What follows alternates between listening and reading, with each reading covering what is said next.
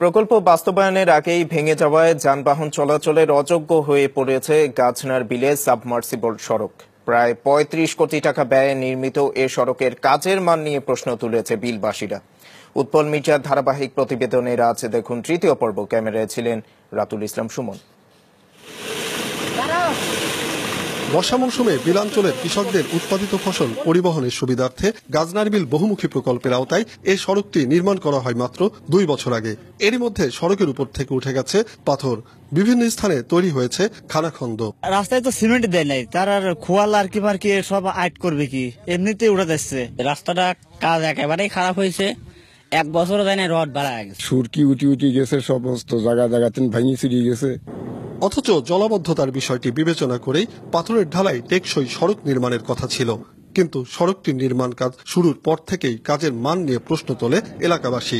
তাদের মতে দরপত্রের শর্ত মোতাবেক কাজ হয়নি এখানে। মানুষ রাস্তা ছাড়িয়ে এখন রাস্তার নিচ দিয়ে চলাফেরা করে, রাস্তার পার দিয়ে হাঁটা যায় না খোয়ার কারণে। প্রকল্পের কাজ শেষ না হওয়ার আগেই রাস্তা ভেঙে শেষ হয়ে গেছে, যান চলাচলের অযোগ্য।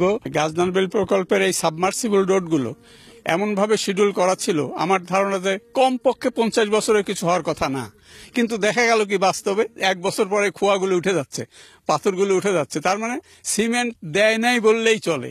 অথচ এ সড়কটি নির্মাণের দায়িত্ব ছিল গাজনার বিল প্রকল্প বাস্তবায়নের আরেক অংশীদার স্থানীয় সরকার ও প্রকৌশল অধিদপ্তরের।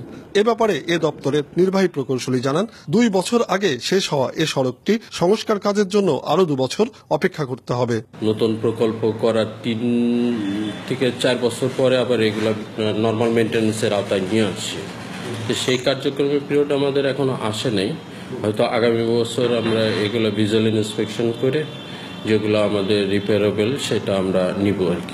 গাজনার বিল উন্নয়ন প্রকল্পের অন্যতম উদ্দেশ্য হল বিলের প্রত্যন্ত অঞ্চলে সড়ক যোগাযোগ ব্যবস্থার উন্নয়ন, যে লক্ষ্যেই নির্মাণ করা হয় এ সড়ক। উৎপল মির্জা, মাছরাঙ্গা সংবাদ, পাবনা।